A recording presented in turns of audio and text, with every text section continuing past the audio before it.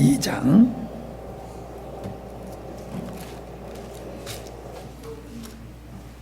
요한계시록 2장 10절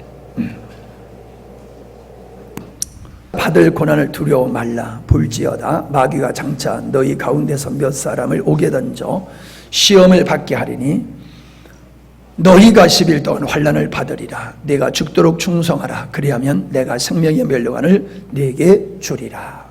아멘.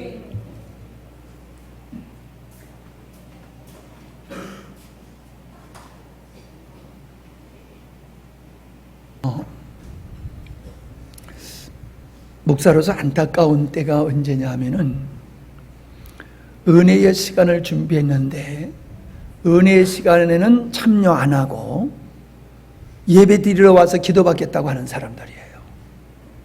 솔직히 제 마음에 얄미워요. 왜 얄미워요? 은혜 받으라고 준비한 시간에는 피곤하다고 힘들다고 어렵다고 안 나오고 어차피 예배 드리러 왔으니까 온 김에 기도받자, 그런 마음을 가진 것 같아요. 한편으로는 얄밉기도 하고 한편으로는요, 저래가지고 무슨 은혜를 입어. 정말로 하나님의 은혜를 입으려고 하면은 모든 은혜의 기회에 적극적으로 사모하고 참여해야 되지 않겠나. 그런 상태로 살다가 또 예배 드리러 왔을 때도 목사님, 사모님 기도해 주세요, 그러면 맞는 거란 말이에요. 그런데 힘써 목사님, 사모님 교회가 은혜의 자리를 준비해 놨는데 그 자리에는 참석 안 하고 그냥 내 좋은 시간에 내 원하는 대로 그냥 기도만 받겠다고 했을 때에 하나님의 은혜 주시겠냐는 거예요. 그게 정말로 사모하는 자의 모습이고 목마른 자의 모습이고 신실한 하나님 앞에서의 바른 자세인가 생각해 보면은 아닌 것 같아요. 분명코 아닌 것 같아요. 그럼에도 불구하고 하나님이 은혜 주시는 것 보면 참 고맙고 감사하지요.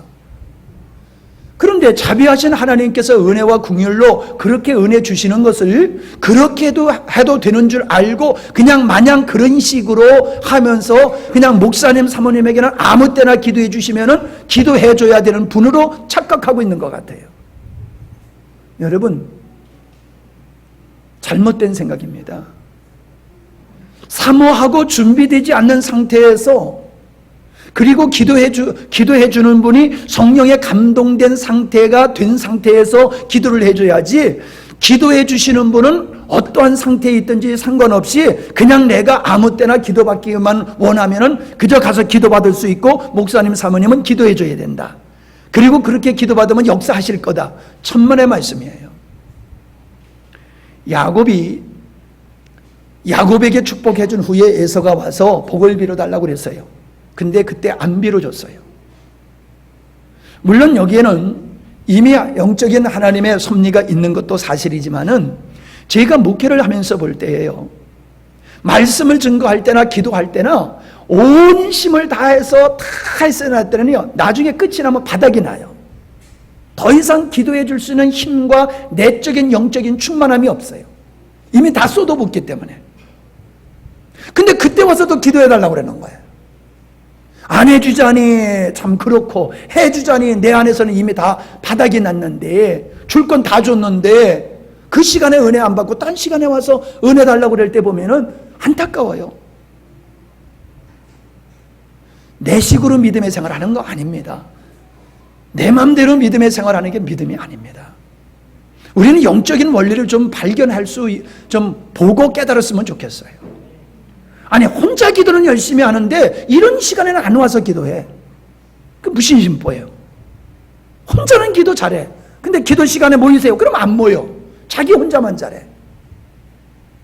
이거 뭔가 문제 있는 신앙이에요. 물론 혼자 기도하는 게 틀렸다는 얘기가 아닙니다. 그러나 우리는 모이기를 힘쓰라고 하셨을 뿐만 아니라 우리가 모였을 때의 주의 영이 더 강력하게 역사하심을 봐야 됩니다. 나 홀로 기도할 때보다는 모여서 기도할 때에 하나님의 은혜가 더 큼을 여러분 깨달으시기를 바랍니다. 혼자 기도할 때보다요, 함께 기도할 때의 주의 은혜의 역사가 더 커요.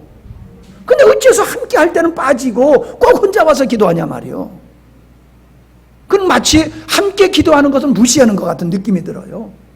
목사님이 인도하는 기도를 갖다가 무시하는 것 같아요. 거기에 무슨 은혜가 있겠어. 그냥 나 홀로 엎드려 기도하면 하나님 역사하시겠지. 꼭 그러는 것 같아요. 아니겠지만 저는 늘 하나님 앞에서 참 죄송한 생각이 들고 나 자신을 살펴보는 게 뭐냐 하면은, 하나님 십자가의 복음이 대단한 복음인 것 틀림없습니다. 그리고 주께서 저를 통해서 치유와 역사를 이루시고 사모님을 통해서도 놀라운 역사를 이루시는 거 정말로 흔치 않는 하나님 이 시대의 놀라운 은혜입니다. 참 고맙고 감사합니다라는 늘 그런 마음을 가지고 있습니다. 그런데 한편으로는 그런데 하나님, 이렇게 놀라운 십자가의 복음과 성령의 나타나심을 통하여서 치유의 역사와 사모님의 탁월한 기도의 상담을 통해서 놀라운 역사들이 일어남에도 불구하고 왜 이것이 부흥과 연결이 안 되어지고 이것이 보다도 열방으로 퍼져나갈 수 있는 그 길이 열리지 않습니까? 그것을 놓고 제가 기도해 볼 때마다 안타까움이 들면서 무언가 내게 부족함이 있기 때문에 하나님께서는 이 역사를 더 이상 피지 않고 계시는 게 아니냐라는 생각을 갖습니다. 내가 전하는 십자가의 복음이 그 사도 바울이 전한 복음이고, 그 복음이 세계 부흥의 역사를 주도했던 사람들의 그 심령에 불을 지폈던 그 복음이라고 하면은 왜 그 복음이 이 땅에서 우리 성도들에게 불빌듯 일어나지 아니하고 그 복음이 대폭발적으로 폭발하지 않느냐, 이런 질문을 저희는 끊임없이 저에게 하면서, 주님, 제가 뭘 잘못했습니까? 제가 뭘 모르고 있습니까? 어떤 문제가 있습니까? 그래서 주님은 더 역사하고 싶어도 더 역사하지 못하시는 것입니까? 제가 그런 질문을 늘 하면서 죄송한 마음으로 제가 목회를 합니다.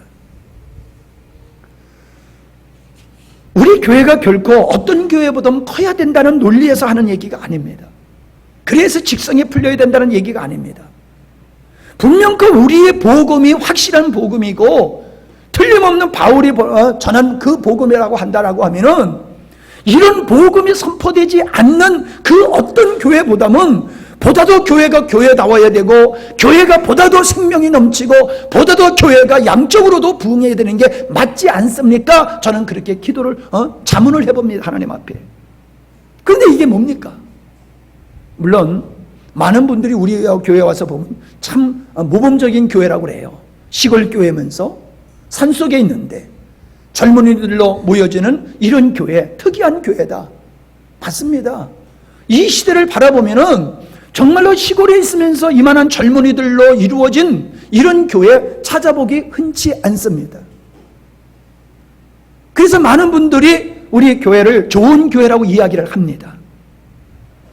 틀림없는 얘기입니다. 그러나 그런 측면에서 그런 이야기를 듣고 저는 만족할 수가 없습니다. 왜? 우리에게 주신 은혜는 이 정도로서 자족하고 만족할 정도가 아니라, 이 하나님께서 우리에게 주신 은혜는 정말로 폭발적인 능력으로 나타나서 이 땅을 새롭게 하는 영적 새바람을 일으킬 만한 복음이라고 저는 확신하기 때문에 그렇습니다.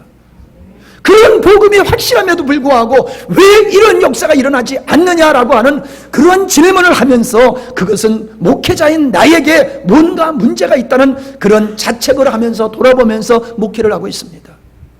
그러나 이 한밤에는 조금 바꾸어서 여러분의 입장에서 한번 생각해 보십시다.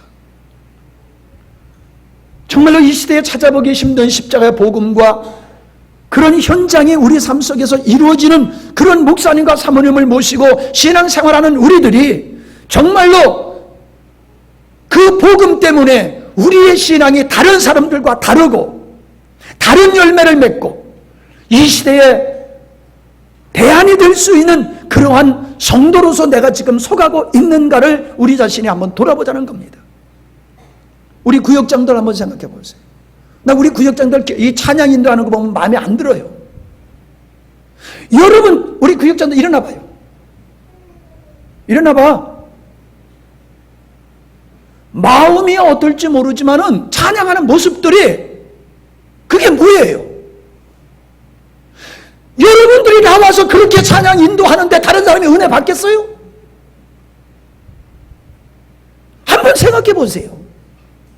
어떻게든지 하나님 이 한밤에 우리 모두가 은혜를 받아야 되겠다는 그 절박한 마음으로, 애타는 마음으로, 몸부림치는 마음으로 찬양과 기도를 해야지.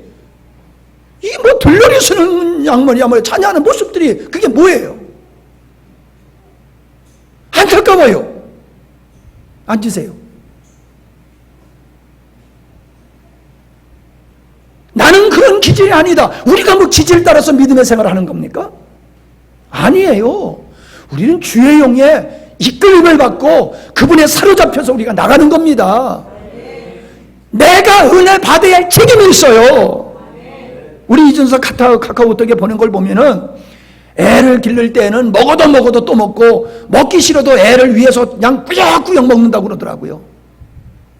우리 교사들, 우리 구역장들, 목사는 말할 것 없고요. 우리는 내가 돌보는 양을 위해서 내가 은혜 받아야 돼요. 내가 충만해야 돼요. 내가 은혜 받지 아니고 내가 충만하지 않는데 내가 돌보는 영혼들이 어떻게 부응하냐 이 말이요. 내가 빛을 노리고 있는데 그 영혼들이 어떻게 부응하냐 이 말이요.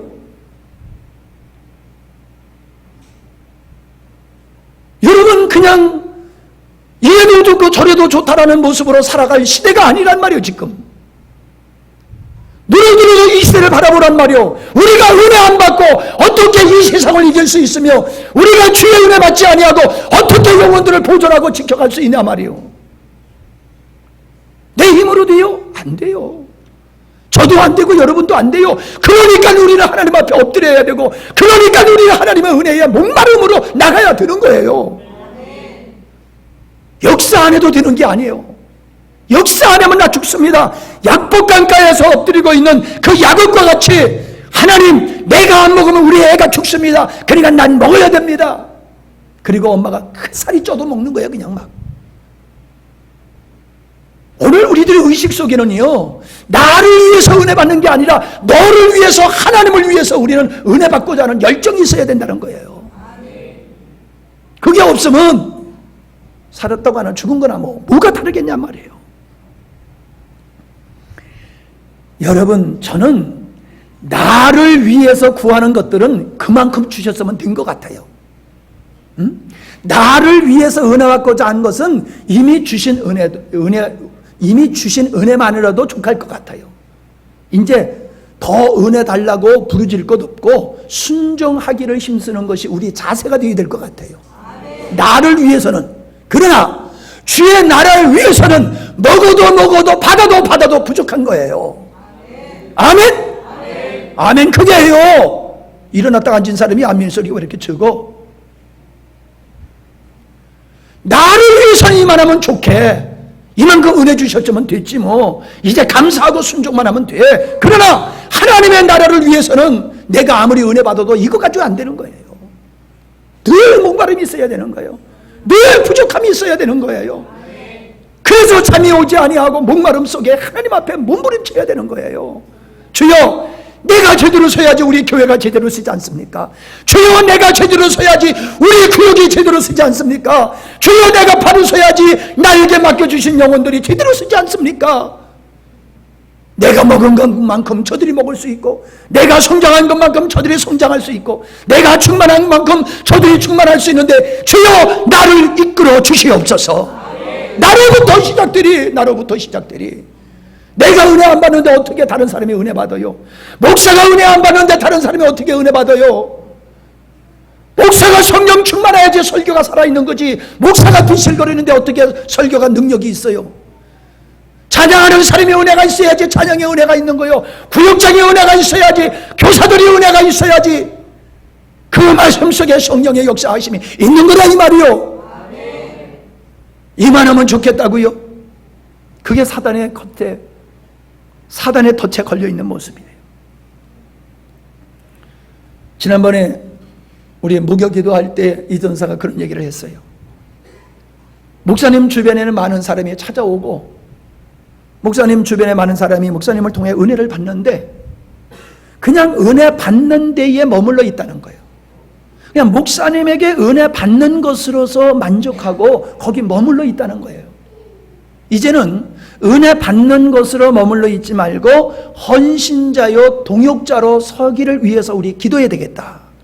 그래서 우리가 그걸 위해서 기도했어요. 계속해서 우리가 그걸 제목을 가지고 기도하고 있어요. 은혜 와서 받는 거 고맙지요. 고맙지요. 다른 교회에서 여기까지 와서 은혜 받는 거 얼마나 고맙습니까? 근데 문제는 뭐예요? 동역자가 되어야 되는 거야, 동역자. 하나님께서 우리를 동역자로 삼으셨듯이 오늘도 주의 나라를 위해서 서로가 동역자가 되어서 하나님의 역사를 이루어가고 만들어 나가는 이런 영적인 동역자가 되어야 될 줄 믿습니다. 이제는 내가 은혜 받고 내가 만족하는 신앙이 아니라 목사님에게 주신 그 비전을 이루기 위해서 우리 모두가 동역자로 일어나야 됩니다. 저는 오늘 이 저녁에 말씀을 위해서 기도했어요. 말씀이 안 떠올라요. 오늘 낮에 말씀도요, 하나님께서 이렇게 안 주시더라고요. 근데 어저께 오후에 그 말씀을 주셔서 말씀을 준비해서 나눈 거예요. 오늘 이 말씀은 자고 있는데 주님께서 말씀을 주셔가지고 오후에 자다가 일어나서 준비해서 나온 거예요. 제가 생각하다가 나온 게 아니에요. 깜깜한 상태에서 어떤 말씀을 나눠야 되겠습니까? 깜깜해요. 주여, 어떤 말씀을 전해야 되겠습니까? 깜깜해요. 여러분, 설교 시간은 다가오는데 주님께서 말씀을 안 주시면요, 세상 말로 뭐가 타요. 응? 근데 주님께서 이 말씀을 주시는 거예요. 헌신입니다. 헌신. 오늘 저녁의 말씀의 제목은 헌신이에요. 자, 한국 사람이요, 외국에 가면은, 미국이나 뭐 캐나다에 가면은 한국 사람만 모이면 하는 일이 있대요. 일본 사람이 모이면 협의체를 만들고, 중국 사람이 모이면 뭐예요? 식당을 만들고. 근데 한국 사람이 모이면은 교회를 만든대요. 교회를 짓는대요. 하여튼 한국 사람만 모였다 하면 교회 하나가 세워지는 거예요. 그래서 그렇게 외국에는 한인 교회가 그렇게 많다는 거예요. 좋은 현상이지요. 북한에서 이 땅에 내려오신 피난민들이 어디서 살든지 그 피난민이 와서 사는 곳에는 교회가 세워졌어요. 그리고 그 지역에 복음화되는 역사가 일어났고, 여기 이 사람도 그분들에 의해서 예수님을 믿게 되고 목사가 된 겁니다. 그리스도인의 특성은, 독특한 현상이 뭔지랍니까? 정상적인 그리스도인의 독특한 현상은, 그리스도인이 한국인이 가는 곳마다 교회가 세워지듯이 그리스도인이 가는 곳마다 어떤 역사가 일어나야 되냐면 교회가 세워지고 부흥하는 역사가 일어나야 되는 게 당연한 줄로 믿습니다. 초대교회 성령 충만하였던 이 예루살렘의 교회 성도들이 핍박이 오자 그들이 흩어졌습니다. 그들이 흩어졌는데 흩어진 곳에 가서 그들은 복음을 전하지 아니하면 안 됐어요. 복음 때문에 지금 쫓겨났고 복음 때문에 알거지가 됐는데도 그들은 어딜 가든지 또 복음을 전할 수밖에 없는 사람이었어요. 그게 그리스도인의 모습이에요. 아니, 복음을 전하다가 주를 위해서 헌신하고 충성하다가 복받은 게 아니라 지금 알거지가 되고 쫓겨나가가지고 나그네 인생을 살면서, 그러면서도 그들이 어딜 가든지 복음을 전했단 말이요. 이게 그리스도인의 모습이에요. 이게 그리스도인의 모습. 특정한 자만이 그렇게 하는 게 아니에요. 그건 특정한 사람만이 해야 될 것이 아니라 누구나 하나님의 은혜 받고 누구나 구원받은 사람은 어딜 가나 그곳에서 예수를 전하고 교회를 세우는 것이 성도의 모습인 줄로 믿습니다. 바울이 가는 곳곳마다 교회가 세워졌어요. 우리는 그렇게 생각해요. 바울은 전도자니까 그럴 수 있는 거야. 바울은 선교사로 섰으니까 그런 거야 라고 말을 합니다. 그런 생각을 갖고 있습니다. 여러분, 틀린 얘기는 아닙니다. 그가 안디옥 교회에 계속 있었으면은 안디옥 교회라거나 한 교회에 있을 뿐만 아니라 또 뭐 지교를 세웠을지는 모르지만은 그렇게 많은 교회를 세우지는 못했을 거예요. 구라파가 당시로 말하면은 세계 복음화를 이루는 이 바울의 사역은 없었을 것입니다.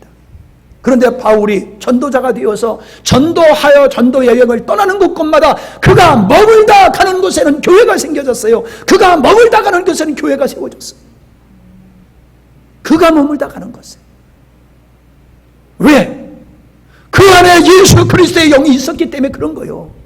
정상적인 그 안에 생명의 풍성함이 있었기 때문에 그가 머물다 가는 곳엔 교회 세워지고 머물다 가는 곳엔 교회가 세워졌다는 거예요. 이것이 정상이에요. 주님께서 오늘 마태복음 13장 이후의 말씀에 보면은 그 비유의 말씀이 또 나오는데 겨자씨의 비유와 누룩의 비유가 나옵니다. 겨자씨의 비유는 조그만 겨자씨인데 그 겨자씨를 뿌려놓으면은 그것에서 나무가 나와서 큰 나무가 돼가지고 새들이 깃들 정도로 나무가 커진다. 그렇게 말했어요. 그리고 누룩의 얘기를 하십니다. 누룩 한 덩어리를 자루 속에 집어넣으면은 그 누룩 한 덩어리에 의해서 모든 자루 속에 있는 모든 것이 다 발효가 된다라는 얘기를 하고 계세요. 무슨 얘기입니까? 성도의 속성을 이야기하고 있는 겁니다. 성도 안에 심겨진 하나님의 말씀에 씨는 생명은 처음에는 보잘것없는 모습일지 모르지만은 그것이 자라기 시작한다는 거예요. 반드시 자라기 시작한다는 거예요.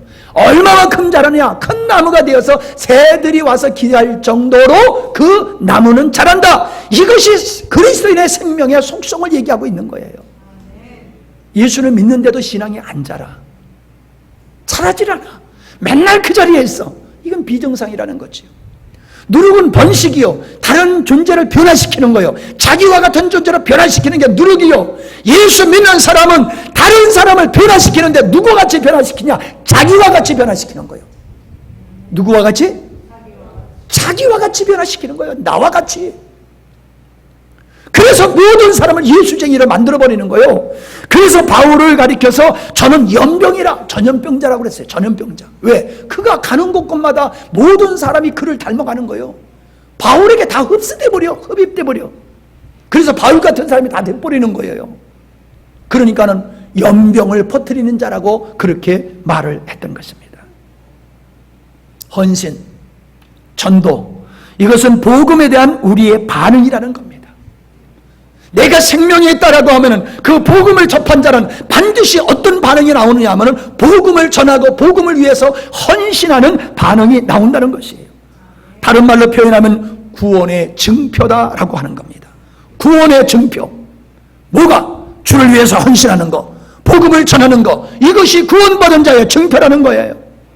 야고보서 2장 14절 우리가 지지난 시간에 말씀을 나눴던 겁니다. 형제들아, 만일 사람이 믿음이 있노라 하고 행함이 없으면 무슨 이익이 있으리요? 그 믿음이 능히 자기를 구원하겠느냐?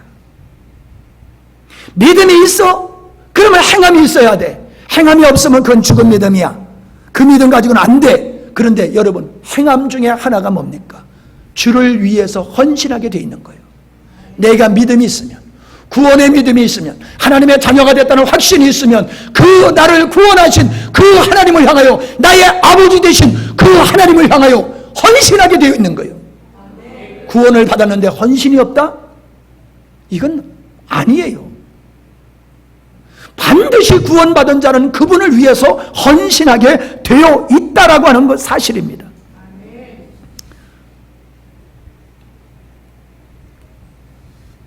바울은 예수님을 만나자마자 즉시 복음을 전하기 시작했습니다. 즉시. 예수님을 담의 석상에서 만나자마자 예수님이 하나님이시로구나, 예수님이 구원 주시로구나, 이걸 깨닫는 순간 그때부터 그는 즉시 예수는 그리스도라고 증거하기 시작했다는 겁니다. 즉시. 복음을 접한 사람들은 그렇습니다.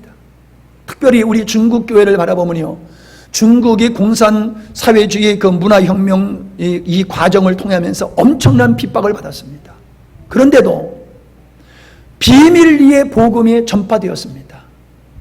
비밀리에 그들이 복음이 전파되어서 복음을 접한 사람들은요, 그들이 가만히 있을 수가 없었어요. 그래서 그들은 제대로 성경도 모르는 사람들이에요. 신학 공부한 사람도 아니에요. 교회에서 성경 공부한 사람도 아니에요. 그저 막 예수는 그리스도다, 예수는 그리스도다, 이것밖에 모르는 거예요. 그러면서도 그 사람은 다른 도시로 가는 거예요. 무작정. 지난번에 와서 말씀을 증거하신 송산 목사님도 그랬다는 거예요. 어느 도시라고 그랬는데 내가 기억이 안 나요.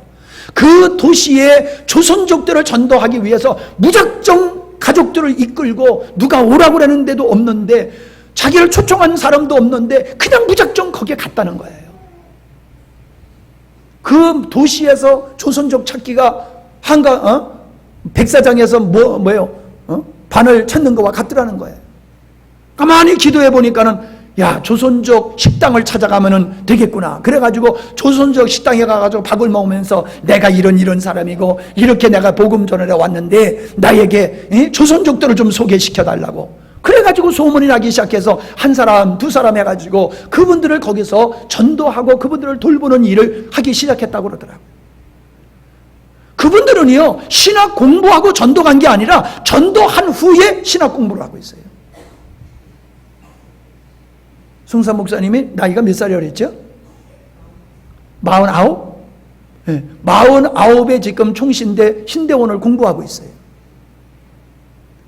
실컷 목회하다가 이제 와서 공부를 하고 있어요. 우리는 공부하고 전도자로 나갑니다. 공부하고 사역자로 씁니다. 아니에요. 그분들은 복음을 접하자마자 복음 전하는 사람으로 나가고 있어요.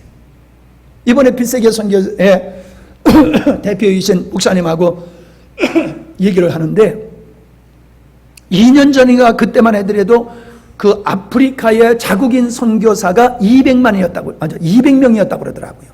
근데 어저께 만나서 얘기하는데 자국인 선교사가 500명으로 늘어났대요. 500명으로. 수 없는 교회가 매해 생긴다고 그러더라고요. 그 자국인 선교사가 어떤 사람들입니까? 집회를 통해서 예수님을 영접하고 가슴이 뜨거워진 사람들, 그들에게 기본적인 복음을 가르쳐가지고 선교사로 파송하는 거예요. 신학 공부하는 거 아니에요. 우리로 말하면 안수 집사 정도가 아니에요. 집사감도 안 되는 사람들이 그냥 복음을 접하고 구원받은 후에 그 구원의 감격을 가지고 그들이 나가서 자기 민족을 주님께로 인도하는 거예요. 그게 복음을 접한 사람의 반응이라고 하는 것을 우리가 알 수 있습니다. 빌립보 지방의 루디아라든가 그 감옥에 있었던 간수장도 예수님이 구세주라고 하는 사실을 발견하자마자 온 가족을 예수 믿게 하고 주변의 사람을 예수 믿게 할 뿐만 아니라 자기 가정을 오픈해가지고 자기 가정에서 교회를 하도록 복음을 전하고 예배를 드리도록 자기 가정을 예배당으로 오픈했다는 사실입니다. 여러분, 이게 쉬운 일이 아닙니다. 이것이 여러분 이상한 일이 아닙니다. 이것이 독특한 일이 아닙니다. 이것이 구원받은 사람에게서 나타나는 당연한 현실이라고 하는 현상이라는 걸 여러분 성경을 통해서 보셨으면 좋겠습니다. 아멘 안 하시네요. 물론 모든 사람이 다 그런 건 아닙니다. 모든 사람이 다 그런 건 아닙니다. 모든 사람이 다 그러기를 기대할 수도 없습니다. 그러나 우리 영광스러운 교회는 모든 사람은 아니더라도 몇 프로가 이렇게 복음에 반응하고 살고 있느냐는 겁니다. 예, 칭찬할 만한 것 많이 있습니다. 여러분 객관적으로 다른 교회에 비교해 볼 때 여러분 굉장히 아름다운 헌신을 하고 있는 게 사실입니다. 그러나 내 기준이 아닌 주님의 갈망과 주님의 원하심이라고 하는 관점에서 바라볼 때에 우리들은 너무나 적당하게 지금 헌신하고 있지 않는가 하는 생각이 듭니다. 하나님은 헌신하는 자를 통해서 당신의 뜻을 이루고 계십니다. 구라파를 복음화시키는데 조금 전에도 말씀드렸습니다만 구라파를 복음화시킨다고 하는 것은 세계를 복음화시키는 것과 같습니다. 그 일을 누구 한 사람을 통해서 이루었습니까? 바울이라는 한 사람을 통해서 세계 복음화를 이루었던 겁니다. 중국을 복음화시키는데 허드슨 테일러라고 하는 한 선교사를 쓰셨습니다. 한국을 복음화시키는데 토마스 선교사가 대동강에서 목 잘려 죽이는 그 순교를 통해서 이 한국은 복음화되기 시작을 했습니다. 어느 교회나 어느 민족에나 누군가의 헌신을 통해서 하나님은 그 민족을 살리셨다는 사실을 우리는 알 수가 있습니다. 오늘 이 영광스러운 교회가 이만한 교회로 성장할 수 있었던 것도 누군가의 헌신에 의해서 이만큼 됐다고 하는 거 부인할 수 없는 사실인 줄로 믿습니다. 하나님은 지금도 일하십니다. 하나님 일하시옵소서 그런다고 일하시는 게 아니에요. 주여 역사해 달라고 아무리 기도해도 하나님 역사하지 않으세요. 역사해달라고 기도한 후에 뭐라고 기도해야 됩니까? 주여 나를 써 주시옵소서.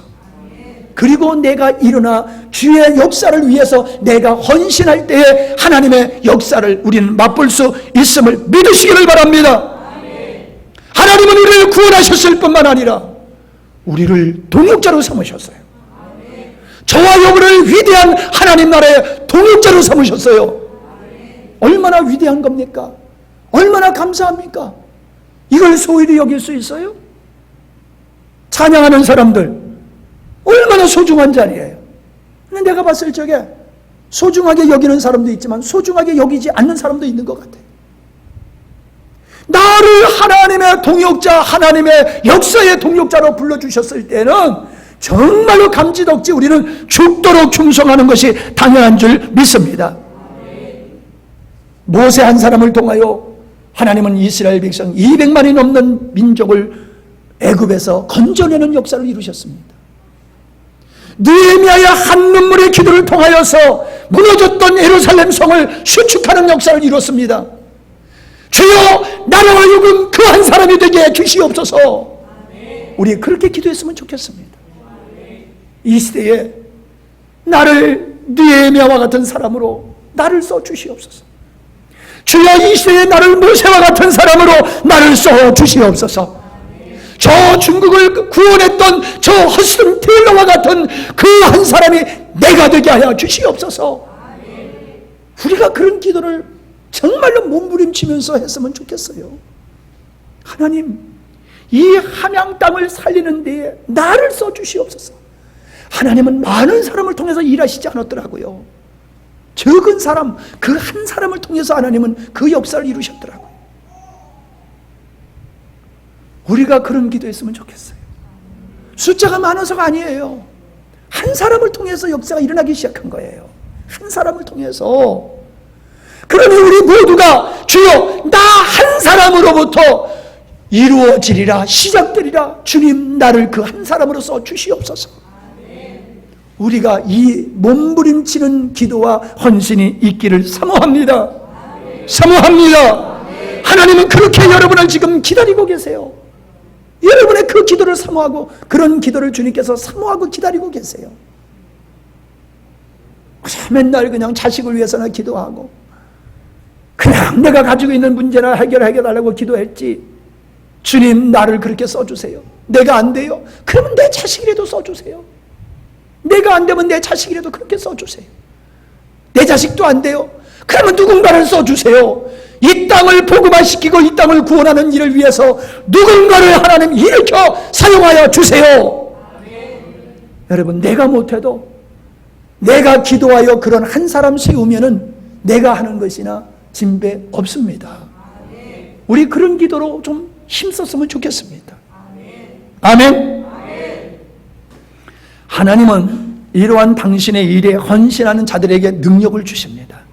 배와 그물을 던져버리고 부모와 처자식까지 던져버리고 복음을 위해서 헌신했던 제자들을 우리 주님께서는 세우실 때에 그들에게 능력을 주셔서 그들로 하여금 복음을 전하도록 하셨습니다.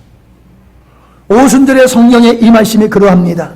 지금도 복음의 현장 속에서 얼마나 놀라운 주님의 기사와 표적들이 일어나고 있는지 모릅니다. 한국교회의 부흥은 한국 경제의 부흥을 견인한 존재입니다. 한국교회가 부흥한 후에 세계 역사 유례 없는 부흥이 이루어진 후에 세계 유례 없는 경제 부흥이 이 땅에 왔습니다. 그 결과 어떤 역사가 일어나고 있습니까? 이 조그만 나라에서 세계에 2만 3천여 명의 선교사를 파송하고 있다는 겁니다. 여러분, 2만 3천 명의 선교사가 세계에 흩어져서 사역을 하고 있어요. 이 조그만 나라에서 엄청난 일을 하고 있습니다. 이 일은 돈 없이 할 수 있는 일이 아닙니다. 막대한 돈이 들어갑니다. 이 막대한 돈이 한국의 경제가 있기 때문에 가능한 겁니다. 하나님께서 이 민족을 부흥시키신 후에 이 민족으로 하여금 세계를 복음화시키기 위해서 한국 경제를 부흥시켰다. 저는 그렇게 믿습니다. 한국 사람이 지독하기도 하고 머리도 좋기도 하지만 못되기도 해요. 또 경제 부흥을 할 수 있는 어떤 좋은 기질도 있는 것도 사실이지만 안 될 수밖에 없는 기질이 있는 것도 사실인데, 안 될 수밖에 없는 것은 없어지고 될 수밖에 없는 것들로 통하여 이 땅의 놀라운 경제 부흥을 통해서 세계를 복음화시킬 수 있는 선교사를 세계 곳곳에 보낸 거, 이게 놀라운 축복인 줄 믿습니다. 여러분, 이 땅에 우리의 주변에 보면요, 어려운데도 불구하고 선교하는 교회는 건강하게 성장합니다. 우리가 지금 주일날 예배가 50명에서 70명 사이, 50명에서 70명 사이 우리가 주일날 모여서 예배드리고 있습니다. 오늘 재정 보고한 거 보니까는 6월달 마치는데 7,100만 원인가? 이게 결산됐어요. 이 전반기. 그러면 연말 가면은 1억 4천이 되겠지요. 가만히 보면요, 건축 헌금하느라고 애를 쓰고 여러 가지로 어려운 환경들이 있어서 이만큼 헌금이 전 나오리라고 생각을 안 했어요. 그런데도 7천만 원이 넘는 헌금이 나왔어요. 저는 이게 은혜인 줄로 믿습니다. 우리 교회가 어렵지만은 벌써부터 우리는 선교하기 시작했어요. 우리 옥동교회는 우리보다 선교의 열정이 더합니다. 여러분, 우리 주변에 선교하는 교회는요, 건강한 교회로 아름답게 부흥하고 있어요. 그런데 선교하지 않는 교회는요, 문제투성이요, 문제투성이. 선교하지 않으니까 싸움한 일밖에 없나 봐. 쌈박질들만 하고 있어. 선교는 안 하고. 저는 그래도 여러분들이 이만한 은혜를 누리면서 사는 것은 우리가 힘써 선교하기 때문이라고 저는 믿습니다. 영국이 큰 부흥을 이루었던 것도 선교했기 때문입니다. 미국이 세계를 제패할 수 있는 그 초강대국이 될 수 있었던 것도 미국이 세계 선교를 주장했었기 때문이라고 저는 믿습니다. 우리 선교하는 우리 성도님들 정말로 열심히 헌금을 하십니다. 5만 원, 10만 원, 20만 원. 여러분들이 경제적인 수준으로 보면은 여러분들이 그렇게 선교 헌금할 만한 경제적인 능력이 없어요. 제가 볼 때. 뭐 꿈처럼 돈이 있는지 모르지만은 안 돼요, 내가 봤을 때. 그런데도 여러분들은 선교를 위해서 열심히 선교 헌금을 하고 있습니다. 저는 오늘 저의 이야기를 좀 제 고백을 좀 할 때에 이게 오해가 되지 않았으면 좋겠어요. 제가 백전에서 나와서 함양에 나와서 개척할 때에 하나님 주는 삶이 되기를 위해서 저는 기도했어요. 그래서 열심히 퍼먹였습니다. 그때 당시에 우리 박미선 집사님 그 또래의 학생들이 줄을 이루었었어요.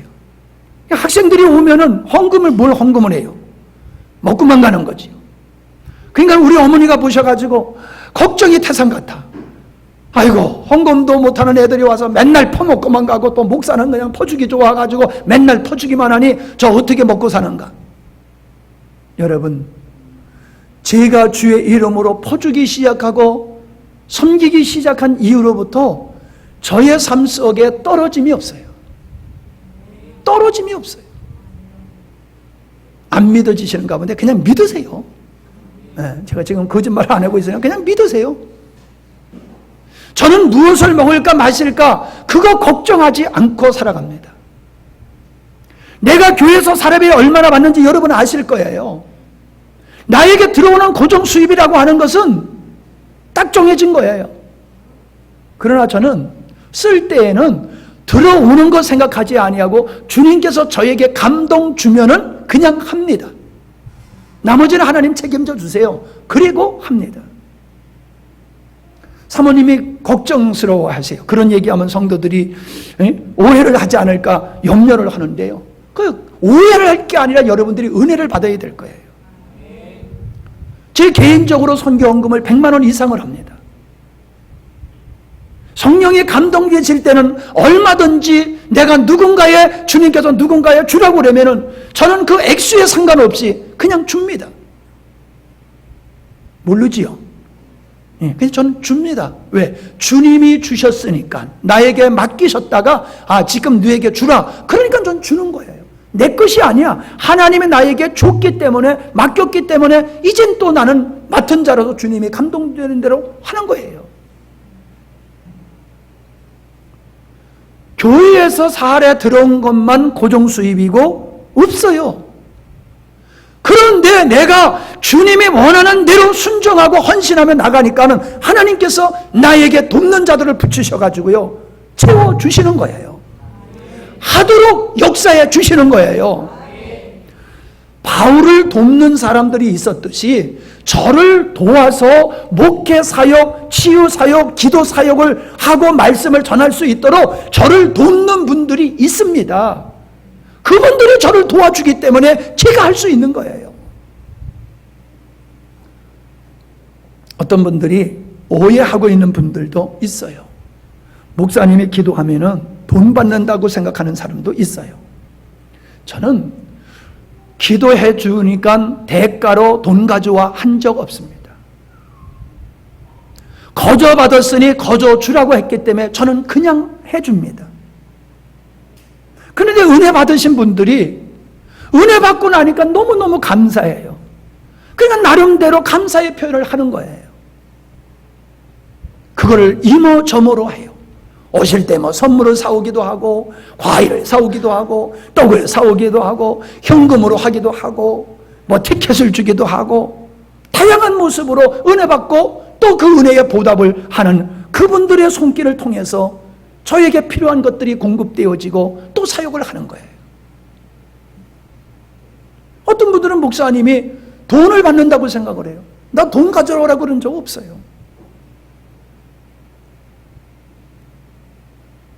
자기 스스로 시험 들어, 어떤 사람은. 근데 보세요. 구약에 보면요, 사울 왕이 되기 전에 나귀를 잃어버렸는데 나귀를 찾기 위해서 선지자에게 찾아갔어요. 나귀를 찾기 위해서. 그때 그냥 가지 않았어요. 예물을 가지고 가서 선지자를 찾아가서 기도받고 문제 해결을 받았어요.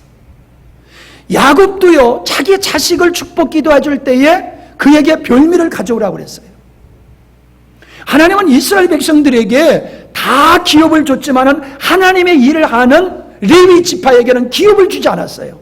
그리고 이스라엘 그 11지파가 11조를 드리는 거 그거 가지고 먹고 살면서 성전 일을 돌보게 하셨어요.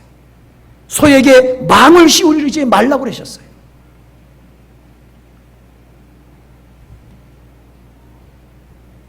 바울은 신령한 것을 주는 자에게 육신의 것으로 공개함이 마땅하다고 그랬어요. 여러분, 영적 원리를 여러분이 깨달으시기를 바랍니다. 어떤 사람은요, 목사님의 사역하도록 열심히 돕는 사람이 있는가 하면은 목사님의 사역하도록 돕는 일은 안중에도 없어. 어떤 사람은 사모님이 힘들어가지고 세상 말로 갤갤해도 찐득이같이 붙어가지고 상담하고 기도하고 막 기도받고 그리고 가요. 아니 사모님이 돌이요? 인간이기 때문에 피곤하면 쉬어야 되는 거거든요. 피곤하든지 말든지 나는 내 목적을 이루어야 되겠다고 하면서 계속 붙어서 몇 시간씩 여러분, 기도 사역이 쉬운 것 같지만요, 얼마나 힘들고 어려운지 몰라요. 좋은 일 가지고 상담하면요 기뻐요. 근데 상담회 올 적에 좋은 일 가지고 오겠어요? 상담회로 올 적엔 좋은 일 가지고 상담회로 오지 않아요. 다 힘들고 어려운 문제 가지고 오지요. 그러면 그게 다 마음의 짐이 되는 거예요. 그게 마음의 짐이 돼. 얼마나 그게 힘든데요. 그리고 여러 사람을 만나가지고 계속 상담을 한다는 게 얼마나 진에게 빠지는데요. 그걸 몰라요. 서울 가서 하루 사역하고 오면요, 일주일이 후유증이 가요. 기도받는 사람은 10분, 20분 잠깐이니까 이까지 거 할지 모르지만 자기는 10분, 20분 이까지 읽을지 모르지만은 기도해 주는 사람은 하루 종일이야. 나는 기사 노릇까지 하느라고 더 죽겠어. 사모님은 하고 쉬기도 하지. 나는 기사 노릇하고 그냥 하고 가지. 뻥 가가지고 또 설교하지. 설교한 다음에 기도 상담 들어갈 때 또 바깥에 앉아가지고 계속 또 말씀 전하지. 그리고 또 나와가지고 또 사모님한테 기도 받았으면 됐지. 또 목사님한테 또 기도 받겠다고 또 머리 뒤밀러. 그러면 또 어떻게 안 해줘? 힘을 다해서 해주지. 그리고 오면 사모님은 뒤에서 자지만 또 나는 붕붕거리고 운전을 해야 돼. 이제 나이가 먹으니까 까딱까딱해. 이제는 자꾸 졸리워. 깜짝깜짝 놀래. 여러분, 사역자가 사역하도록 도와야 됩니다. 그게 성도의 사명이에요. 거저 받으니 거저 주세요. 나 거저 주진 뭐 받는 거 아니야. 그러나 분명한 것은 나는 거저 주지만 받는 사람은 그 사역자가 지속적으로 나를 돌보고 지속적으로 다른 영혼을 돌보도록 그를 돌봐야 되는 거예요. 왜 아멘 안 해줘? 부담스러워? 효원이 아멘 했나? 했겠지. 착각하고 있어요. 그래도 이만큼 사역하는 것은 열심히 돕는 분들에 의해서 이 사역이 이루어지고 있는 거예요. 주라, 그리하면 너에게 줄 것이니 곧 후이되어 누르고 흔들어 넘치도록 너에게 안겨주리라. 섬기시기 바랍니다. 영혼을 섬기고 교회를 섬기고 하나님을 섬기고 사역자들을 섬기세요. 그러면 하나님께서 은사를 주시고 재물을 주시고 재능을 주시고 환경을 주십니다. 흔들어 넘치도록 주셔요. 나를 위해서 살지 마세요. 주의 나라를 위해서 헌신하면서 살아보세요. 그럼 목사님 우리 하나도 안 한다는 겁니까? 아니요. 그 얘기는 아니요. 하시고 계시는 거 내가 알아요. 그러나 이제 오늘 이 밤에 특별한 밤이니까 좀 크게 마음을 열자는 거예요. 우리만 생각하지 말고 한국교회를 바라보자는 거예요. 세계교회를 바라보자는 거예요. 이번에도 그 선교사 목사님이 저보고 그래요. 아니 아프리카에 예배당 졌으면은 헌당 예배 드리러 좀 목사님 가셔야 되지 않습니까? 나도 가고 싶어. 근데 뭐 비행기 뭐 공짜로 타나?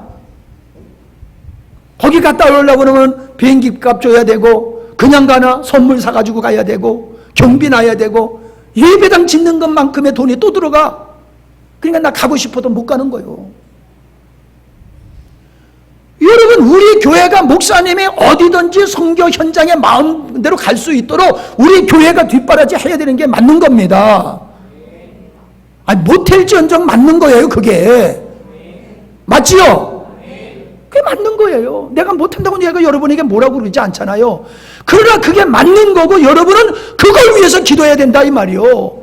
내가 요 새끼들 어떻게 먹여 살리나 그 걱정하지 말고 어떻게 하면 하나님께서 나에게 주신 거 차고 넘쳐서 우리 목사님이 세계 열방에 다니시면서 십자가 복음 전하고 우리 사모님에게 주신 그 은사가 그냥 불릴듯 사역하도록 내가 좀 협력했으면 좋겠다. 그런 마음으로 좀 기도하고 돈 좀 벌어보세요. 내 새끼들 먹이는 거 그 정도 그냥 짠짠하게 그런 거 가지고 하지 말고 거기다 하나 더 붙여서 기도하세요. 주여 나도 가게 해 주시옵소서. 목사님만 보내지 말고 나도 기도 사역자로 나도 말씀 사역자로 목사님 모시고 세계 열방을 좀 다니게 해 주십시오. 좀 이렇게 됐으면 좋겠어.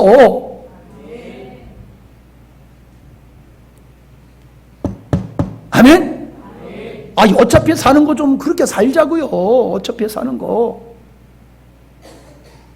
내 농촌 목회하면서 아쉬운 건 별로 없지만 그게 좀 아쉬워. 어느 교회에서는 뭐 11조를 뭐냐 1,000만 원씩 하는 사람이 있다고 그러는데 그런 성도 우리 교회 한 사람만 있으면 좋겠어. 그러면 내가 좀 할 것 같아 그거. 그지? 괜히 11조만 생각하지 말고 나머지만 생각하고 주여 1,000만 원 헌금하게 하고 그런 것을 속 다 알고 주님께서 역사 안 하셔. 하나님 1,000만 원 11조 하게 하시면 내가 1,000만 원만 나를 위해서 쓰고 내가 10분의 9는 주의 나라 헌신하며 살겠습니다. 이렇게 기도하는 사람 내가 아직까지 못 봤어. 한번 해봐요. 응? 한번 그렇게 해봐. 안 되면 말고 까짓거, 그지? 그렇게 가서 안 되면 뭐 손해볼 게 뭐 있어. 한번 해봐요. 김하식 지사님. 좀 나 좀 데리고 좀 막 좀 댕겨봐. 응? 네. 날 좀 데리고 막 비행기 태워가지고 좀.